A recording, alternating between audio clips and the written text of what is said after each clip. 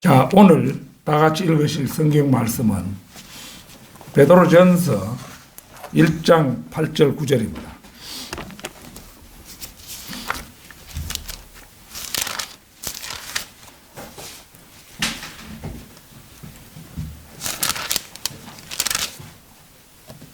베드로전서 1장 8절 9절 말씀. 다 찾으신 줄 알고 받들어 읽겠습니다. 너희가 그를 보지 못하였으나 사랑하며 지금도 그를 보지 못하나 믿고 있으며 또 말할 수 없이 영광으로 가득 찬 기쁨으로 즐거워하나니 이는 너희 믿음의 결과 곧 너희 혼들의 구원을 받음이니라. 자, 오늘은 그게 본 말씀에 그를 보지 못하였으나 사랑하며 지금도 그를 보지 못하나 믿고 있으며, 여기에서 이제 제목을 꺼내서 보지 않고 믿는 믿음, 보지 않고 믿는 믿음, 이런 제목으로 말씀을 드리겠습니다. 이스라엘 민족은 표적을 보고 믿는 사람들이었습니다. 모세가 자신들을 구하러 오자 표적을 요구했고 그 요구대로 지팡이가 뱀이 되는 표적과 손을 품에 넣어 문둥병이 걸리고 나는 표적을 보여줌으로써 그들을 믿고 따르게 합니다. 모세를 통해 보여준 이집트에 대한 10가지 재앙도 파라오를 굴복시키기 위한 조치였지만 부수적으로는 이스라엘로 하여금 모세를 따르게 하는 역할도 겸했다고 볼 수가 있습니다. 따라서 홍해가 갈라지는 전대미문의 기적 역시도 파라오와 이집트의 군사들을 수장시키기 위한 계획이기도 했지만 궁극적으로는 이스라엘 백성들로 하여금 하나님을 믿고 모세를 따르게 하려는 기적이기도 했던 것입니다. 홍해야 다른 길로 갔더라면은 홍해를 건너지 않고도 가나안 땅으로 올라갈 수 있었잖아요. 굳이 홍해를 건너게 하신 것이 그러한 하나님의 뜻이 계셨다는 것입니다. 엘리야 당시에도 이스라엘 백성들은 표적을 보고서야 하나님을 인정하는 것을 볼 수가 있습니다. 엘리야 선지자가 제단을 쌓고 수송아지의 각을 떠서 나무 위에 올려놓고 물까지 부은 다음에 하나님께 간구했습니다.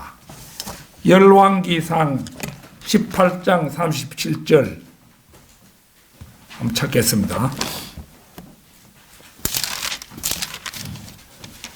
열왕기상 18장 37절입니다.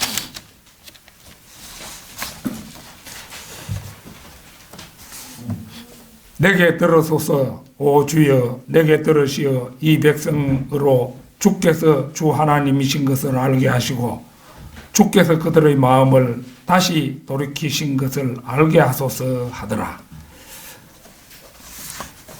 그러자 이제 하나님께서는 엘리야의 기도에 즉시 응답하셨죠. 바로 뒤 38절 보겠습니다. 그때 주의 불이 내려서 번제물과 나무와 돌들과 흙을 태우고 도랑에 있는 물을 핥아버리는지라. 그러자 그것을 이제 보고 있던 긴가민가 하던 백성들은 비로소 놀라운 반응을 보입니다. 그 39절 보겠습니다.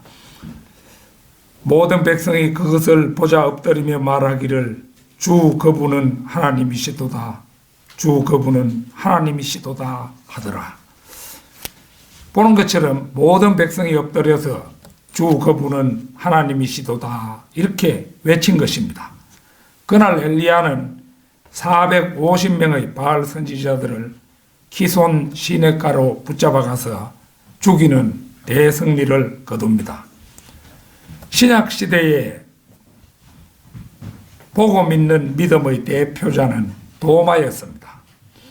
요한복음 20장 24절 25절 찾겠습니다. 요한복음 20장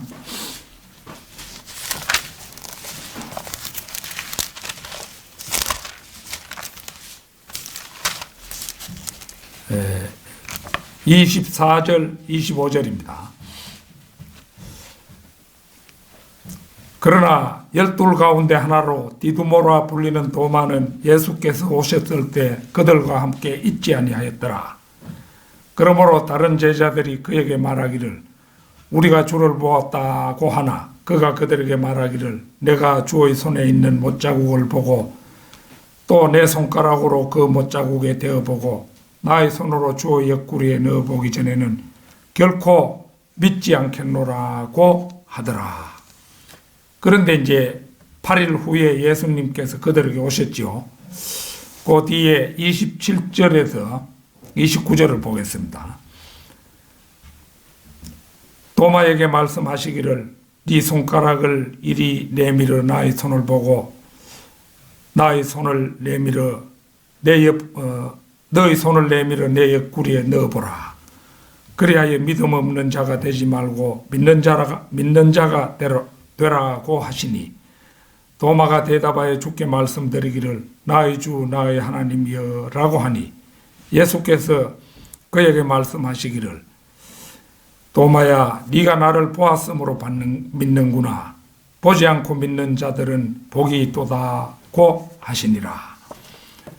주님을 만나는 순간 도마는 주님의 손에 있는 못자국을 감히 만져볼 생각도 못했을 뿐만 아니라 주님의 옆구리에 손을 넣어볼 엄두는 더더구나 내지 못했음에 틀림이 없습니다. 어쩌면 그는 다시 사신 주님을 보는 순간에 그 자리에서 털썩 주저앉고 말았을 것입니다. 성경은 그가 주님의 손이나 옆구리를 확인했다는 말은 전혀 기록하고 있지 않기 때문입니다. 그런데 나의 주 나의 하나님이여 이 고백은 주님을 직접 보고 한 고백임에도 불구하고 실로 훌륭한 고백이 아닐 수가 없습니다. 이 고백은 당시 많은 사람들이 주님을 직접 눈으로 보고도 좀처럼 할 수 없었던 귀한 고백입니다. 나의 주 나의 하나님이여 이 말의 의미는 하나님께서 친히 육신을 입고 오신 분이 바로 예수 그리스도시라는 것입니다. 따라서 이 대목은 도마가 예수 그리스도를 육신을 입고 오신 하나님이라는 사실을 믿게 되었음을 고백하는 말에 다름이 아닙니다. 그런데 그 29절을 보면은 보지 않고 믿는 자들은 복이 있도다 이런 말이 나옵니다. 오늘 저는 성경을 통해서 보지 않고 믿은 믿음의 주인공들을 찾아보고 마지막 때를 살아가는 우리의 교훈으로 삼고자 합니다. 보지 않고 믿는 믿음, 첫째는 노아의 믿음입니다. 창세기 6장 13절에서 18절을 찾도록 하겠습니다. 창세기 6장 18절에서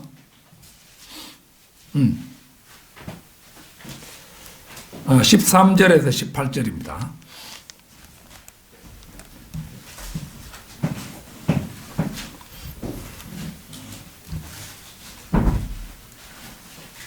하나님께서 노아에게 말씀하시기를 모든 육체의 종말이 내 앞에 이르렀으니 이는 땅이 그들로 인하여 폭력으로 가득 찼음이라. 보라, 내가 그들을 땅과 함께 멸망시키리라.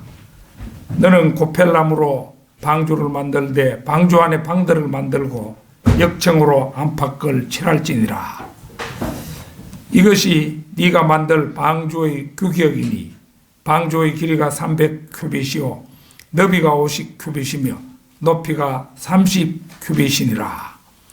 방주에다 창문을 만들되 위로부터 1규빗 되는 곳에서 마무리하고 또 방주의 문은 측면에 내고 아래층 2층 3층으로 방주를 만들지니라. 보라, 나 곧 내가 땅 위에 물들로 홍수를 일으켜 생명의 호흡이 있는 모든 육체를 하늘 아래로부터 멸망시키리니 땅에 있는 모든 것이 죽으리라. 그러나 내가 너와는 내 언약을 세우리니 너는 네 아들들과 네 아내와 네 아들들의 아내들과 함께 방주로 들어올지니라. 당시에 의인이었던 노아는 어느 날 하나님의 음성을 듣지요. 모든 육체 곧 인류 전체를 홍수로 멸망시킬 것이니 너는 이러이러한 규모로 120년 동안 방주를 만들어서 대비하라는 명령이었습니다. 노아는 하나님의 그 놀라운 명령을 그대로 믿고 준비했습니다. 노아가 준비하는 방주는 당시로서는 상상하기 힘들 정도의 규모를 가진 배였습니다. 1큐빗을 45cm, 현재 사람들의 이제 그 팔꿈치에서 손끝까지 이렇게 해서 45cm 정도로 대략 잡는데요. 사실은 이제 이보다 더 많을 수도 있었습니다. 왜냐하면은 거인들이 그 시기에 살았잖아요. 그러니까 사실은 50cm가 넘는 그런 길이를 나타내는 단위일 수도 있어요. 그러나 이제 45cm로 잡으면은 길이가, 배 길이가 140m, 너비가 22.5m, 높이가 13.5m나 되는 미정유의 큰 배였습니다. 아파트 한 층을 2m 정도 잡으면은 이거 거의 7층 가까이 되죠. 그러니까 이게 높이도 대단한 높이입니다. 그 당시로는 미정유의 배였다고 볼 수 있죠. 노아는 자신의 가족만으로는 그것을 지을 수가 없어서 그 당시의 네로라 하는 목수들과 노동자들을 고용해서 120년 동안 배를 만들었을 것입니다. 그리고 노아는 날마다 그 배 위에서 거리 설교도 했을 것입니다. 여러분, 이제 곧 장대비가 쏟아질 것입니다. 하나님께서는 비를 쏟아부어 모든 것을 물속에 잠기게 하실 것입니다.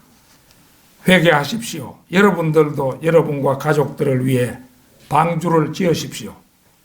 대홍수가 시시각각 다가오고 있습니다. 어서 서두르십시오. 이렇게 노아는 간곡하게 외쳤을 것입니다. 그러나 그때까지 한 번도 비를 본 적이 없는 당시의 지식인들은 비가 대체 어떻게 내린다는 말인가? 이런 비상식적이고 비과학적인 일이 어떻게 일어난단 말인가? 미친 늙은이 같으니라고. 물은 다만 정발하여 위로 올라가는 원리도 모르고 날마다 저렇게 엉터리 설교를 해야 될까? 하기야 우리는 다만 일해주고 품삯만 받으면 됐지. 미친 늙은이야 뭐라고 헛소리를 찌꺼려대든지 말든지. 이렇게 이제 수군거렸을 것입니다. 그러나 신실한 믿음의 사람 에녹의 정손자였던 노아는 하나님을 두려워하고 방주를 만들라는 하나님의 명령을 어김없이 실천에 옮겼습니다.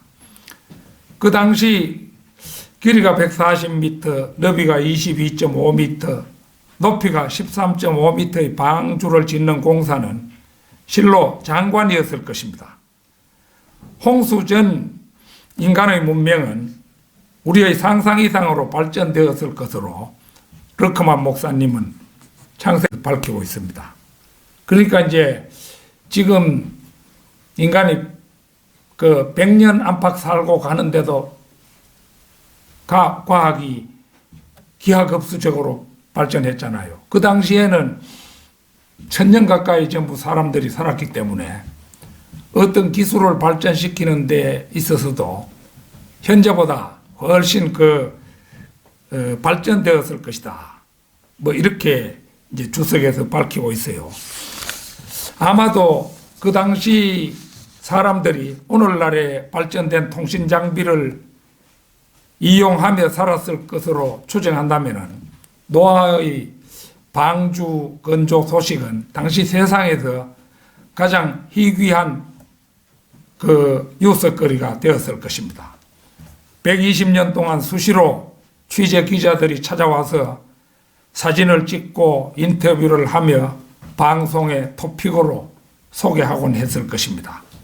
어쩌면 노아의 설교도 자주 녹화되어서 단편적으로나마 소개되어 미친 늙은이의 기이한 기행으로 당시 사람들의 가십거리가 되었을 것입니다. 하지만 노아는 오직 하나님의 말씀에 신뢰를 두고 흔들리지 않았습니다. 그 모든 세상의 평에 아랑곳하지 않고 묵묵히 방주를 예비하며 설교하기를 마지 않았고 결국은 자신의 가족을 대홍수로부터 구원하고야 말았던 것입니다. 보지 않고 믿는 믿음, 둘째는 아브라함의 믿음입니다. 창세기 12장 1절에서 4절을 보겠습니다.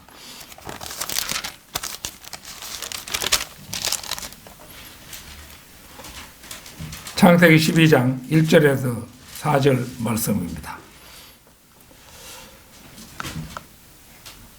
주께서 아브라함에게 말씀하셨는데 너는 네 고향과 네 친족과 네 아비의 집을 떠나 내가 네게 보여줄 땅으로 가라. 내가 너로 큰 민족을 이루게 할 것이며 네게 복을 주고 네 이름을 위대하게 하리니 너는 복이 되리라. 너를 축복하는 자들에게 내가 복을 주고 너를 저주하는 자를 저주하리라. 네 안에서 땅의 모든 족속들이 복을 받을 것이라 하였더라. 그러므로 아브라함이 주께서 자기에게 말씀하셨던 대로 떠났으며 또 롯이 그와 함께 갔으니 아브라함이 하란을 떠날 때 75세였더라. 하나님께서 아브라함에게 말씀하셨던 때는 아브라함이 갈대아 우르에서 살 때였습니다. 사도행전 7장 2절에서 4절도 한번 보겠습니다.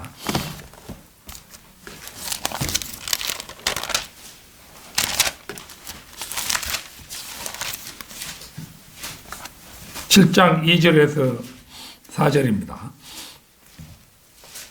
스테판이 말하기를 부형 여러분 경청하라. 우리 조상 아브라함이 하란에 거하기 전 메소포타미아에 있을 때 영광의 하나님께서 그에게 나타나셔서 말씀하시기를 너는 네 고향과 네 친족을 떠나서 내가 네게 보여줄 땅으로 가라 하시니 그가 갈대아인의 땅에서 나와 하란에서 살았고 그의 부친이 죽은 후에는 하나님께서 그를 그곳에서 여러분이 현재 살고 있는 이 땅으로 옮겨 주셨느니라. 예, 보는 것처럼 아브라함은 아버지 테라와 함께 유프라테스 강의 중류점 되는 그 하란으로 먼저 이동을 합니다. 그리고 그 하란에서 아버지 테라가 죽은 후에 아내 사라와 조카 롯과 함께 떠나서 이제 가나안 땅으로 들어오지요. 네 친족과 네 아비의 집을 떠나라고 했음에도 불구하고 하란까지 아버지와 동행했으며 조카 롯과는 그보다도 훨씬 후에 이제 성별하게 되지요.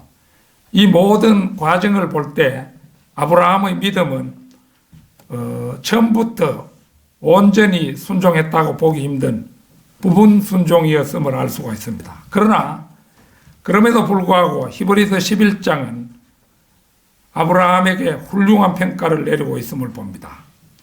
그 성경 구절을 보면요. 아벨 한 절, 에녹 한 절, 노아 한 절, 이삭 한 절, 야곱 한 절, 요셉 한 절, 모세 6절 이런 정도로 서술했습니다만은 그 중에도 많은 사람은 모세지요.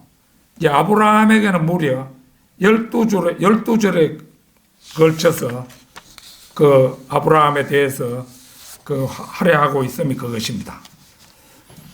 아브라함의 믿음의 하이라이트는 100세 때 얻은 아들 독자 이삭을 하나님께 번제로 드린 일입니다.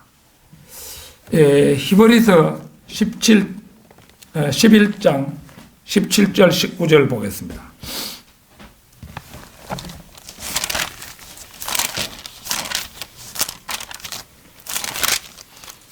17절에서 19절까지 믿음으로 아브라함은 시험을 받을 때 이삭을 제물로 드렸으니 그 약속들을 받은 자가 그의 독생자를 드린 것이라. 그에 관하여 말씀하시기를 네 씨라 불릴 자는 이삭에게서 난 자라고 하였으니 그는 하나님께서 죽은 자들로부터 그를 살리실 수 있으리라고 생각하였습니다. 이로써 그는 모형으로 그를 죽은 자 가운데서 다시 받은 것이니라. 정황상으로 아브라함은 하나님을 오해하고 하나님으로부터 그 일로 해서 떠날 수도 있는 상황이었다고 할 수가 있습니다. 하나님께서 그에게 이삭을 모리아산으로 가서 번제로 드리라 하셨을 때 인간적으로는 얼마든지 하나님을 야속하게 여기고 불만을 가질 수도 있었습니다. 그러나 아브라함은 그 일을 결행하기 위해 이삭을 데리고 집을 출발합니다. 3일간 그 모리아산으로 행군하면서 야영할 때 아마 그는 한숨도 눈을 붙이지 못했을 것입니다. 밤마다 5번째 그룹인 루시퍼가 그를 충동질했을 것입니다. 이복의 아브라함, 100세에 얻은 독자 이삭을 번제로 드리라는 그런 잔인한 하나님이 어디 있겠나. 나 같으면 차라리 이방의 신을 믿지 그런 하나님은 절대로 믿지 않겠네. 이렇게 이 루시퍼가 그 충동질을 할 때마다 아브라함은 아니야, 나에게 그렇게 어렵게 얻은 이삭을, 그것도 수많은 후손까지도 약속하신 그분이 아무런 대책 없이 나에게 희생만 강요하실 리는 없어. 내가 내 아들 이삭을 번제로 드리면 그분은 이삭을 다시 살려서 내게 돌려주실 게 틀림없어. 그리하여 마침내 아브라함은 모리아산을 오르고 제단을 쌓은 다음 칼을 들고 단호히 독자 이삭을 번제로 드리려고 했습니다.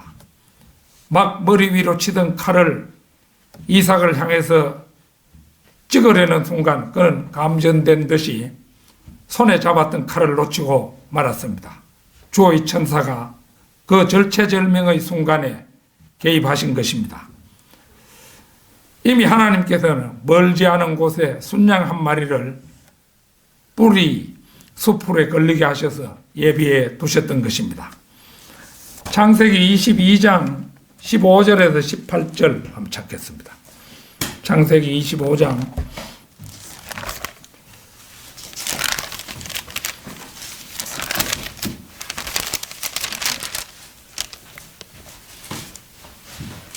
22장 창세기 22장 15절에서 18절입니다.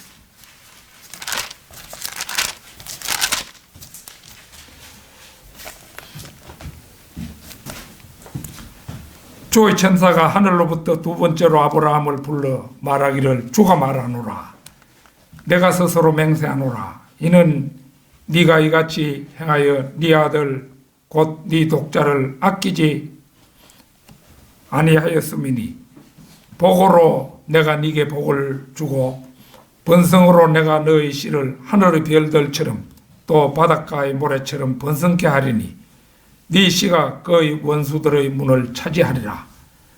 네 씨 안에서 땅의 모든 민족들이 복을 받으리니 이는 네가 나의 음성에 복종하였음이라 하더라. 보는 것처럼 아브라함은 독자 이삭을 하나님께 드림으로써 최상의 축복을 받았습니다. 아울러 인류 가운데서 누구도 이 일을 달 수 없게 믿음의 챔피언이 되었던 것입니다. 보지 않고 믿는 믿음, 셋째는 리브카의 믿음입니다.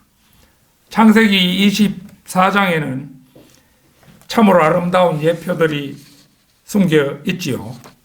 2절에서 4절을 보겠습니다. 그 바로 우리가 봤던 그 옆에 보이는데요. 2절에서 4절입니다. 아브라함이 자기가 소유한 모든 것을 관장하는 자기 집에서 가장 나이 많은 그의 종에게 말하기를 내가 네게 청하노니 네 손을 내 넙죽다리 밑에 넣어라. 내가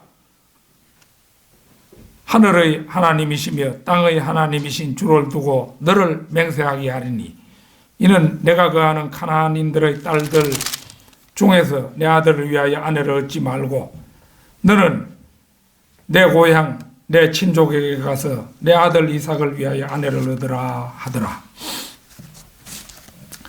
이 부분을 얼핏 봐서는 아무런 특별한 면이 없는 평범한 서술같이 보이지요. 그러나 이 대목에는 네 사람의 인물이 등장합니다. 아브라함, 나이 많은 종, 이삭의 아내가 그들입니다. 그런데 이들이 각각 성경의 주요 대상들을 예표하고 있을 뿐만 아니라 전개되는 사건들도 예표론으로 귀결된다는 점은 놀랍기 그지없습니다.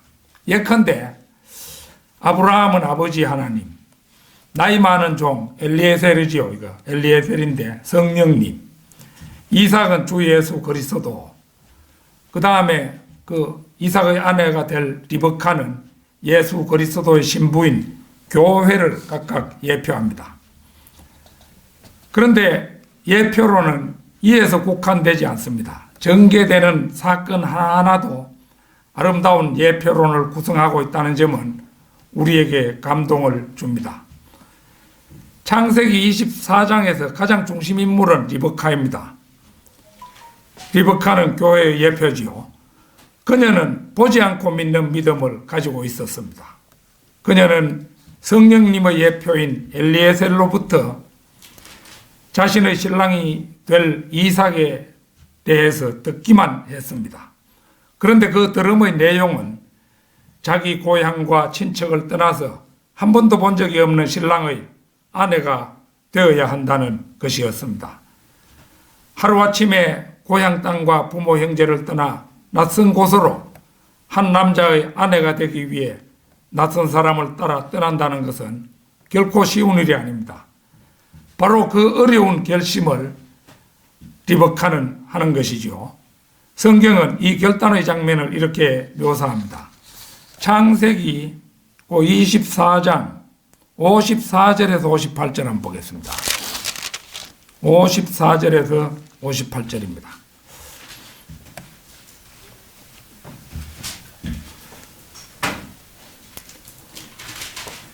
그들이 즉 그와 그의 일행들이 먹고 마시며 온 밤을 지내고 아침에 일어나서 그가 말하기를 나를 나의 주인에게로 보내소서 하니 그녀의 오라비와 어미가 말하기를 소녀로 며칠 적어도 열흘을 우리와 함께 있게 하고 그 후에 그녀가 갈 것이라 하더라.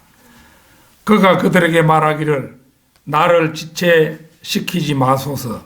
주께서 내 길을 형통케 하셨으니 나를 보내어 내 주인에게로 돌아가게 하소서 하더라. 그들이 말하기를 우리가 소녀를 불러 그녀에게 직접 물어보리라 하고 그들이 리브카를 불러서 그녀에게 말하기를 네가 이 사람과 함께 가겠느냐 하니 그녀가 말하기를 내가 가겠나이다 하더라. 이리하여 리브카는 엘리에셀이 제시한 그 제안, 곧 이삭의 신부가 되라는 권유를 받아들이고 이제 먼 길을 떠나지요. 그것은 눈꽃만큼도 강요에 의한 것이 아니라 어디까지나 리브카 자신의 자유의지에 따른 결정이었습니다. 리브카는 이삭의 아내가 되기로 결심하고 떠나는 순간에 그 즉시 그가 받을 축복이 결정되었습니다. 59절 60절 한번 보겠습니다. 그들이 그들의 누이 리브카와 그녀의 유모와 아브라함의 종과 그의 일행들을 보내며 리브카에게 축복하며 말하기를 너는 우리 누이며 너는 수백만의 어미가 될지어다. 네 씨로 그들을 미워하는 자들의 성문을 소유케 할지어다 하더라. 리브카가 받을 이 축복은 보는 것처럼 그녀를 전송하는 부모 형제의 입을 통해서 가시화되었습니다. 이 복은 창세기 22장 15절에서 17절 그 앞으로 돌아가서 한번 보겠습니다. 그 창세기 22장 15절에서 17절 주의 천사가 하늘로부터 두 번째로 아브라함을 불러 말하기를 주가 말하노라 내가 스스로 맹세하노라 이는 내가 이같이 행하여 네 아들 곧 네 독자를 아끼지 아니하였음이니 복으로 내가 네게 복을 주고 번성으로 내가 너의 씨를 하늘의 별들처럼 또 바닷가의 모래처럼 번성케 하리니 네 씨가 그 원수들의 문을 차지하리라. 리브카에게는 자손의 복과 물질적 복이 아울러 주어져서 승리가 예언되어 있습니다. 리브카는 이 축복대로 수백만의 의미가 되었습니다.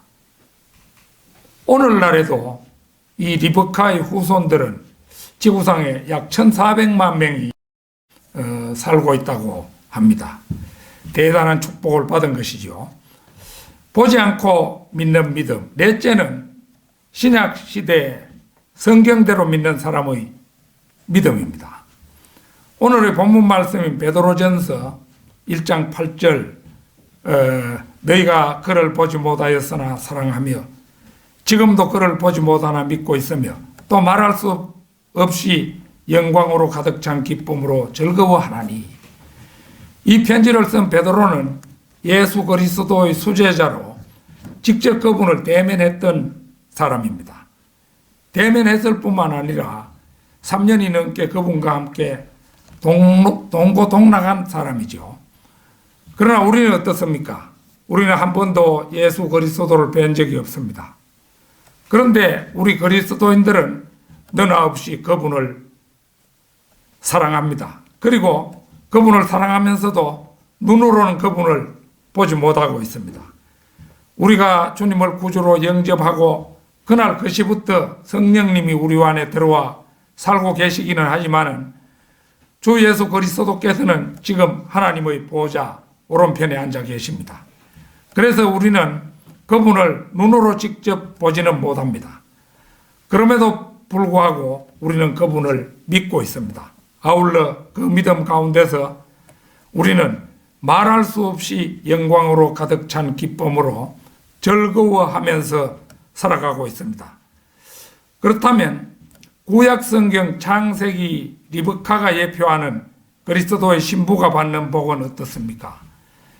다소 예외가 없지는 않지만 우리는 모두 제각기 다른 시간에 다른 장소에서 다른 구령자를 만나서 예수 그리스도로 구주로 영접하고 그분의 복된 신부 자리를 예약했습니다.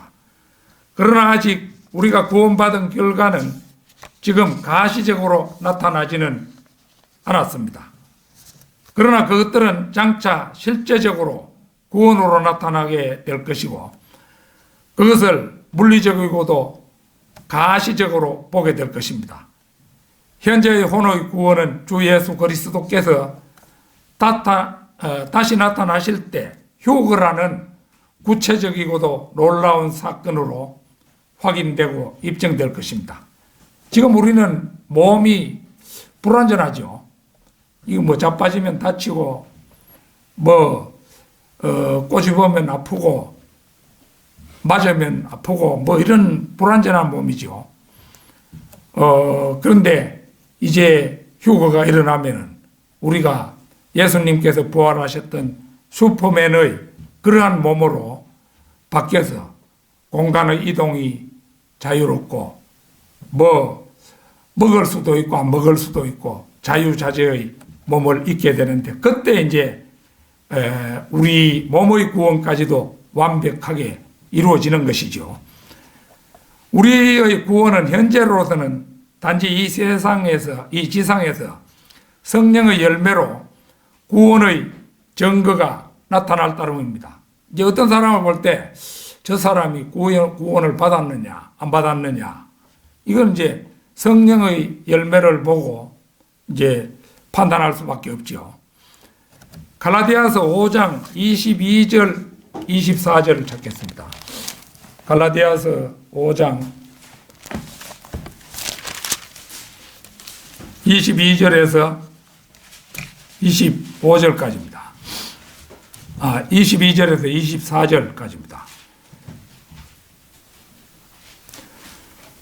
그러나 성령의 열매는 사랑과 기쁨과 화평과 오래 참음과 친절과 선함과 믿음과 온유와 절제니 그러한 것을 반대할 법이 없느니라. 그리스도께 속한 사람들은 육신을 그 열정과 정욕과 함께 십자가에 못 박았느니라. 이것이 바로 구원받은 사람들의 증거입니다. 우리는 이 성령의 열매들을 통해서 우리 스스로가 구원받았음을 확인할 수 있고 또 형제 자매들이 그 열매들을 보고 수긍하게 되는 것입니다.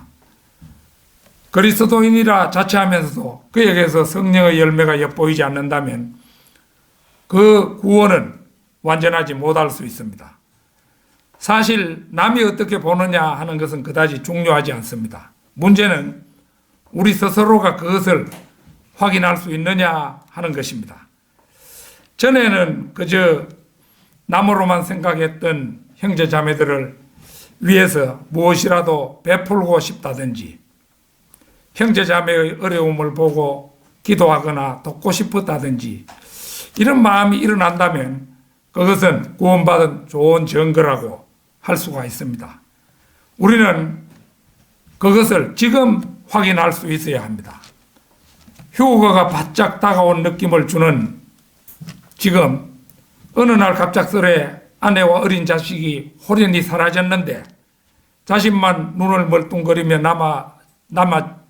남겨졌다면 생각해 보십시오.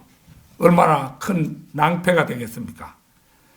주님께서는 구원받은 성도들을 얼마나 끔찍하게 여기시는지 모릅니다. 그리스도의 신부가 될 성도들은 대환란의 재앙을 겪게 하기에는 너무도 소중한 존재들입니다. 자신의 목숨까지 내놓고 사신 존재들이기 때문입니다. 그래서 주님께서는 대환란이 시작되기 직전 성도들을 셋째 하늘로 옮기십니다. 그것이 바로 휴거입니다. 데살로니가전서 4장 16절에서 17절 찾겠습니다.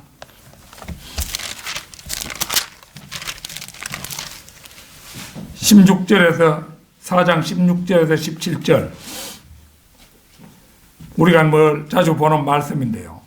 주께서 호령과 천사장의 음성과 하나님의 나팔 소리와 함께 하늘로부터 친히 내려오시리니 그러면 그리스도 안에서 죽은 자들이 먼저 일어나고 그리고 나서 살아남아 있는 우리도 공중에서 주와 만나기 위하여 그들과 함께 구름 속으로 끌려 올라가리니 그리하여 우리가 영원히 주와 함께 있으리라. 보는 것처럼 바울 사도는 그 휴거를 이렇게 진술해 놓고 있습니다. 실로 이 시대 그리스도인들이 휴거를 통해서 받을 복은 그 옛날 리브카가 받은 그 축복에 비할 바가 아닌 것입니다. 결론적으로 보지 않고 믿는 믿음은 성경대로 믿는 사람들이 가진 가장 순도 높은 믿음의 본질입니다. 역병인 우한 코로나 바이러스가 창궐하여 전 세계적으로 팬데믹 상태에 이른 지금 우리가 살고 있는 경상북도에도 날마다 확진자가 증가하여 마치 보이지 않는 적들이 시시각각으로 포위망을 좁혀오는 듯한 불안감을 떨칠 수가 없는 요즘입니다.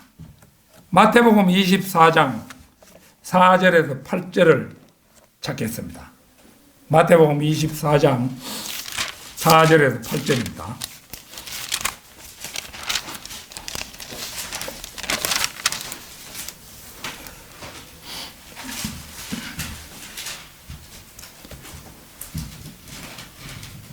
예수께서 그들에게 대답하여 말씀하시기를 아무도 너희를 미혹하지 못하도록 주의하라.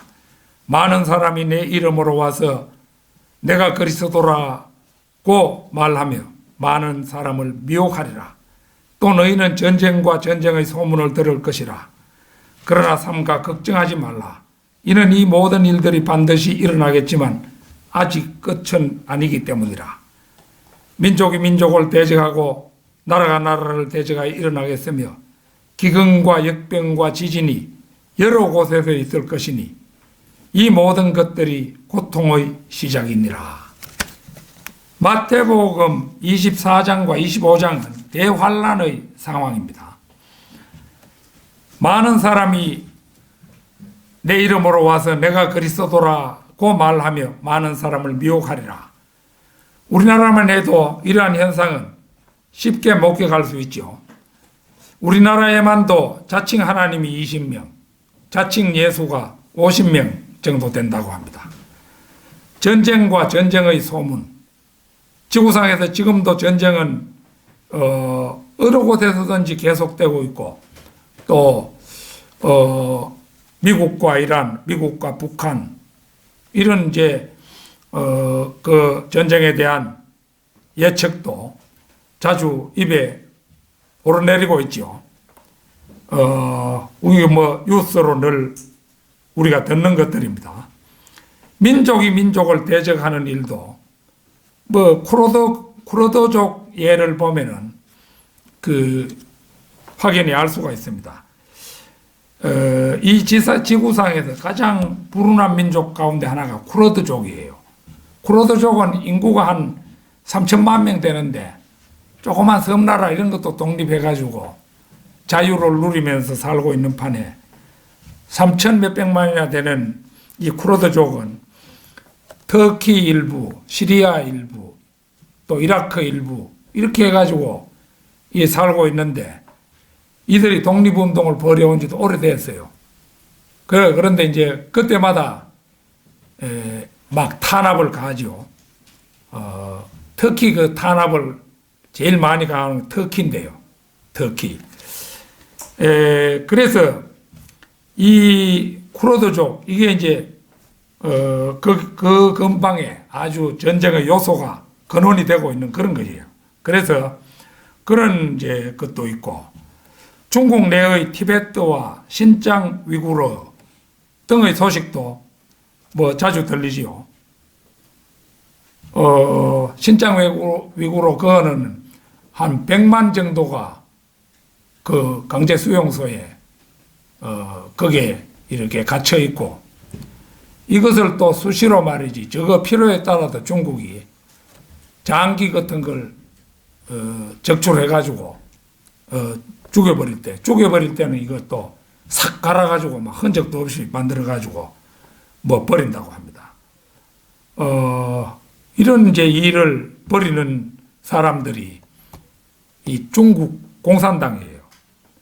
뭐 인체의 신비 이래가 전시하는데도 보면은 그 시진핑의 그 애인이었던 그 여자가 있었는데 그 여자가 행방불명됐는데 인체의 신비 그 전시하는데 미라같이 이래 해가지고 여자가 뱃속에 아기를 가진 그거를 미라같이 만들어가지고 전 세계를 돌아다니면서 전시회를 하는 거예요. 끔찍한 일이죠. 우리나라 조선족이 이제 장기 적출하고 막 인체의 신비에 전시할 사람을 미라로 만드는데 이걸 무슨 약품이 있더라고요. 그 약품에다 담가가지고 시신을 전부 다 이제 기름을 빼내고 이래가지고 이걸 가지고 이제 더 이상 썩지 않도록 만드는가 봐요. 그런데 근무했던 우리 조선족이 한 사람 있었던가 봐요. 그걸 이제 그 광경을 인터넷에서 폭로도 하고 일어나서 제가 한 본 적이 있습니다. 그러니까 이거 중국 저것들은 참 악마들이에요. 이번에 우한 코로나 바이러스 이것도 저놈들이 지금 만들어 가지고 세계에 확산시켰고 지금 다른 것도 확산시킨다는 그런 소문도 들리고 이런데 이놈들이 또 자기 발뺌하느라고 뭐 미국이 뭐 그걸 퍼뜨렸다는 가짜 뉴스를 또 하면서 그렇게 입만 열었다 하면 거짓말하는 게 중국 공산당이에요.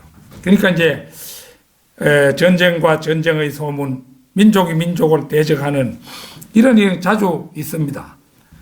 기근도 기근과 역병과 지진이 있다 이랬죠. 기근도 점차 가시권으로 들어오고 있습니다. 뭐 물론 아프리카 같은데 기근이 계속된 지가 오래입니다만은 특히 이제 원래는 예멘이 그 사우디아라비아 그 반도 끝에 있는 북쪽에 오만이고 밑으로는 예멘이고 이런데 예멘 거기서 이제 메뚜기 떼가 처음 발생해 가지고 이 메뚜기 떼가 홍해를 건너서 아프리카로 이제 서쪽으로 이제 퍼졌는데 먼저 소말리아, 에티오피아, 케냐, 우간다 이런 것을 막 휩쓸어 버려서 재배하는 작물들을 거의 다 먹어버렸어요. 그리고 동쪽으로는 사우디, 바레인, 카타르, 오만을 가로질러 가지고 이란, 파키스탄, 인도에까지 지금 막 초토화 시키는 그런 판이라고 합니다. 지금 파키스탄에도 막 아주 긴장이 고조가 되고 있다 하는데 중국도 이제 중국이 파키스탄까지 왔으니까 그 인도와 파키스탄은 중국과 국경을 맞대고 있죠. 그러니까 이게 이제 언제 중국으로 넘어올런지 모르는 거예요. 날씨가 따뜻해지면은 중국 쪽으로 이제 넘어올 것이다. 뭐 이렇게 추정을 하는데 그러니까 이제 중국이 한때 계획을 잡기를 오리떼를 10만 마리를 이제 동원해 가지고 오리가 이게 닭보다도 훨씬 메뚜기 같은 이런 걸 잘 잡아먹는데요. 그래가지고 이제 오리 10만 마리를 파키스탄으로 이동시켜가지고 이제 그 메뚜기 떼를 처치하려고 했는데 그게 파키스탄은 물이 없는 지역이에요. 물이 좀 많은 지역이라야 오리를 동원할 수가 있는데 오리가 먹을 물이 없는 거예요. 그러니까 이제 그 계획을 세웠다가 백지로 돌렸다. 이런 소문이 들립니다. 그런데 뭐 하나님의 애초 계획된 뜻이면은 이 메뚜기 떼가 중국으로 넘어가고 중국의 그 인구 밀집지대, 곡창지대를 이 메뚜기 떼가 먹어버리면은 그거는 뭐 속수무책이죠. 중국에 더 많은 식량이 이제 부족하게 되고 사람들이 굶어 죽는 사태가 일어나겠죠.